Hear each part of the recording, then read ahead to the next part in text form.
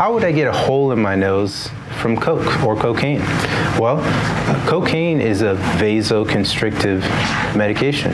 It causes the blood vessels to constrict, and it pushes all the blood and oxygen out of the nose.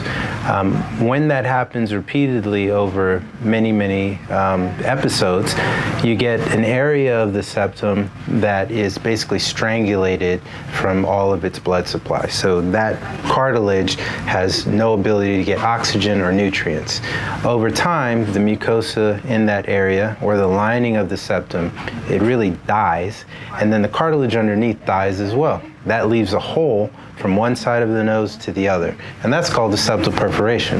This can happen very fast. One-time cocaine use can lead to a septal perforation. Those who go on binge cocaine usage can also get a perforation in a short period of time, in less than 1 week. It doesn't have to be a patient who's using cocaine chronically over many years. One time and you can get a septal perforation.